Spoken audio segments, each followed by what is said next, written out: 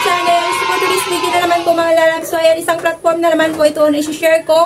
Bagong labas ngayon lamang din pong June 2023. And nag-offer po ng 50,000 kahit sa first timer. Nag-rate na po siya kagad dito ng 4.6 star.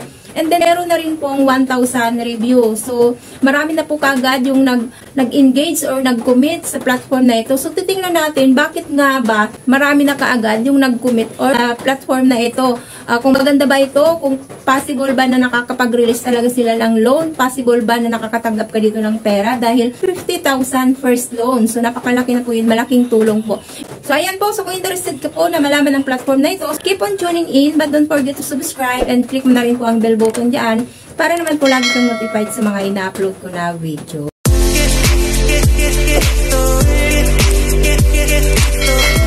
So, ito pong sinasabi ko mga lalabs ay si Cashula AI Partner Credit. So, under po siya Real Leaf Lending Corporation, under Securities and Exchange Commission Registration Number CS20 1300700 with Certificate of Authority 1406. So, hindi po sila magkaano-ano ni Cashula Fast Cash. Minimum amount po nila dito is 50,000 up to 3 million. So, napakalaki. And loan tenor from 6 months up to 36 months. Meron silang service fee dito mga lalabs from 100 up to 800. And late fee nila is 0.05% per day. Qualifications lang nila mga lalabs. So, Filipino citizen with valid residence must have an active mobile number and have a valid government issued ID. So, method of payment nila. So, e-wallet, GCash, Paymaya, convenience stores in the Philippines, MLOL, your RD phone shop, and 7-Eleven. Install natin mga lalabs si Cashula AI Partner para po malaman natin kung legit ba ito or scam or makakautang ba tayo dito ngayon. So, ayan po. After nyo po yan dyan ma-install mga lalabs, tingnan kayo yan dyan. Maglalagin po kayo or magre-register your SIM, your cellphone number. So, ayan po, may OTP po yan dyan napapadala. Kuhanin nyo na lamang din po. And then, after po yan, so may lalabas po yan dyan na maximum amount is 500,000. So, dito mag-fill up kayo ng application po dito. First is personal information or emergency contact person. And then next po is, hingan kayo ng any government valid ID dito. So, allowed nila is driver's license, national ID, passport, postal ID, PRC ID, SSS ID, PIN number, and UMID ID. So, mamimili lamang po kayo dyan. After po niya na mag-fill up po kayo ng inyo pong personal details, so may lalabas po yan dyan. Nakalagay na kagad na congratulations, your loan limit is 500,000. So, hamakin mo 500,000 kaagad. Saan ka kaya makakakita ng ganung nagpapautang na 500,000 kaagad daw yung loan limit na in-approve sa akin.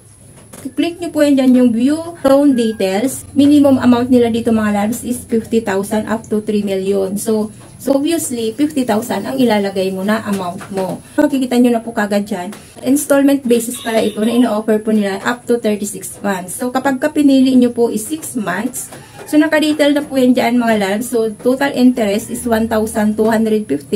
Monthly repayment 0.42% and then monthly repayable amount is 8,542.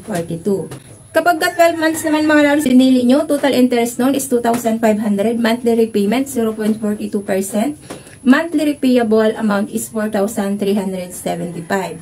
18 months, so loan term 18 months, total interest noon is 3,750, monthly repayment naka-fixed po is 0.42%, monthly repayable amount is 2,986.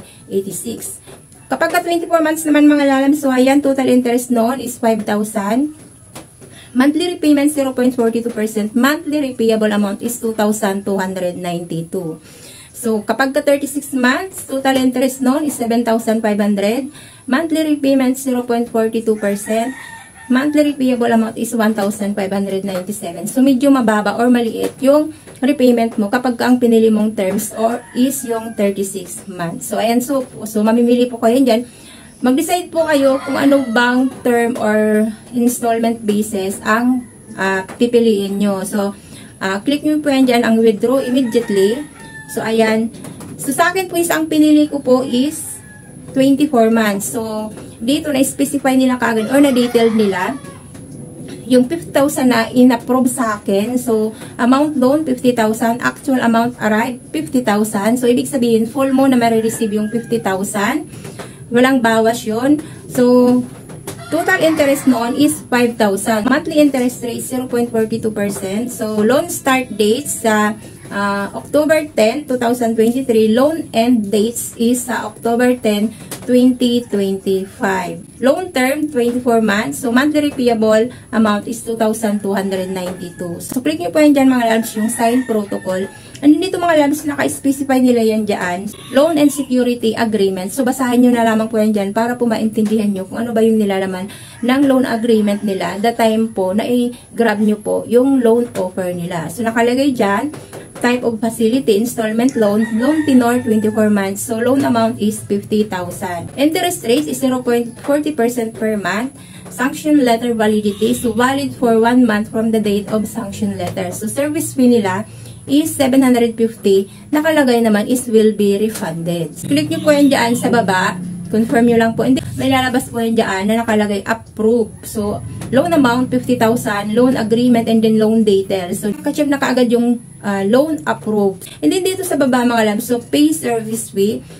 Sa bandang right dyan, makikita nyo po yung pay now. So, ibig kong sabihin, nung kinlik ko po yung pay now dito, so meron po siyang lumabas dyan na pay Maya. Ito pala si Cashula AI. So, kagaya din pala ito, Titan Wallet and then King Wallet na meron silang service fee charge. Sa kung saan humihingi po sila dito, processing fee, bago mo makuha po yung amount na na-approve po sa'yo. So, ayan. So, kung i-click nyo po yan dyan, kailangan nyo po dito magbayad ng 750 para po doon sa service fee, gaya po nang nakalagay dito sa kanilang security, loan and security agreement. Meron ka pala ditong babayaran na 750. And then dito mga lalabs, base din po doon sa mga nabasa ko na mga review ng kanila po mga commenters. So, ayan, check natin. Based doon po sa mga naging experience ng mga nangutang na po dito sa kanila na nag-comment. So, dito daw po is nagbayad na daw po siya ng service fee na 750. Aside po doon mga lalabs, hindi lang po yan doon nagtapos yung paghingi sa kanya ng pera. Dahil bukod po doon sa processing fee, meron pa pong hiningi sa kanila na withdrawal fee. And so, basahin lang po natin yung comment dito ni Chanika Victorio. So, isa po siya sa mga commenter po dito. I've done paying all but I don't receive any. 750 for service fee, 1,500 for processing fee, and the last one is withdrawal fee or yung releasing fee, which is 5,000. I'll screenshot all the transaction I made. They check the service fee and processing fee, but the withdrawal fee is keep on asking to pay, but I've already paid. So, dito nakapagbitaw na po siya ng malaking halaga, but then wala pa po yung 50,000. Hindi pa na i-release na loan amount na na-approve po sa kanya. So, napakasaklap po mga lalabs dahil meron po ganitong mga platform na humihingi ng service fee. So, kapag ka ganito nakakapag-experience po kayo or nakaka-encounter po kayo ng ganito pong platform na humihingi po ng mga charges ng service fee, processing fee, withdrawal fee, please, huwag nyo na po iyong i-grab. Huwag nyo na pong patulan dahil scam na po yun. Hindi po talaga wala po talagang katotohanan, hindi po talaga totoo na naglalabas sila ng pera na yung loan approval mo. Ini-scam ka na po talaga dito, nabubudol ka na po nila dahil hindi po yan dyan titigil ang paghingi nila ng pera sa iyo, kung ano-ano pang mga fee yan dyan hanggat sa makuhanan kanila ng pera, pero wala kang marireceive dito na pera.